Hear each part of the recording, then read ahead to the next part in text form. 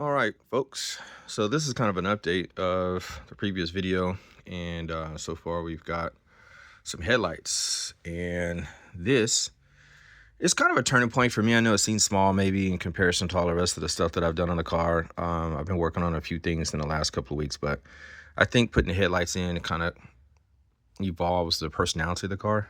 Um, it's like you have eye sockets. You know what I mean? So, and it was quite a bit of work, as you guys saw that in the other video. I had to figure out like how to get the housing on the light bulb itself. They are 90mm bezels that I had to engineer onto the light, and the ones that you see in there now, they move as you turn the steering wheel, so you have more of a light perspective as you're driving, um, or you turn the wheel and whatnot. So I don't have the sensors mounted to be able to read the movement of the tire just yet. I'll get to that later on today, because today I want to make the brackets for the bi-xenon lights that are going next to it. Those are going to be fixed, so it shouldn't be that big of a deal, but it's a bigger light, so I had to accommodate for that, make my brackets strong enough to hold them in place, things of that nature. So a little bit different engineering, but the trade-off is that I don't have to worry about clearance allowance and stuff like that like I did for the ones on the outside. Some of the other things that I did too in the last couple of weeks was I had to recreate my housing for my new Spall fans.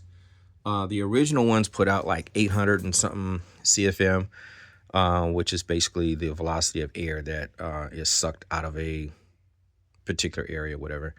And so each Spall fan, if I'm not mistaken, I think it's like 1200 or something like that. So one Spall fan is equivalent to both of the ones that I had in here almost. So that's kind of huge. And so the way I engineered this was, I've got my clearance. You can see that like a 1/4 inch gap between the actual support of the fans and the contact for the actual radiator. So the thing is I'm going to be putting some heat shielding underneath here. Top side is going to be carbon. It is sandwiched between fiberglass right now on a foam core, so it's a lightweight. But again, it'll have some protection for heat, and then it fits right in here. It just slides in, and so it's sandwiched between the hood itself as it comes down, and so it's not going anywhere. So if I ever wanted to take them out, I literally just slide this out. There's a quick disconnect for the wires to the fans, and kind of liking that. So kind of like, I like how that came out. There's another heat shielding too that goes right in front of it to protect the inner cabin from getting heat and stuff like that. The battery, my fuse cluster, all these other components that you're looking at, that's going to be protected from heat from the radiator, and then also it directs the heat up and out of the excuse me, the hood itself, and that's kind of contoured nice too. It's coming out really well. So everything is secured as far as the hinge is concerned, and locking mechanism, stuff like that.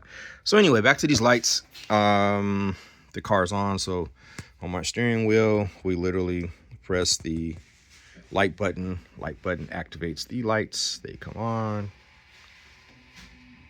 You see, got my clearance there. That one moves. That one's on. Kind of happy about that. So we turn the lights off, and we are good to go. Like that a lot.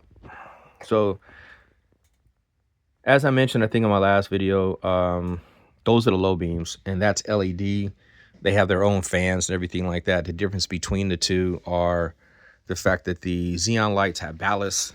Ballasts are here. I had ballast for every single light. Matter of fact, those are the low beams right there, which I will not be using. The bi-xenon body is a little bit bigger than that. And then I have a fog light right here.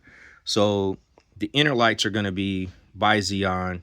I'll have a xenon light down here. These actually on paper are based on spec, project higher than or further than a bi-xenon. So as I mentioned, I can create daytime in front of this car if I want. So these work as a high beam by removing the flap or causing the flap to drop down. And then I also have a separate switch to increase more light if I want to drop the flap on the xenon light. So I have everything segmented in stages to increase light or decrease light as I want. So that is the goal for today. So I got my wire harnesses coming to engineer all the switches for the high beams to come on, and then also to wire these guys up.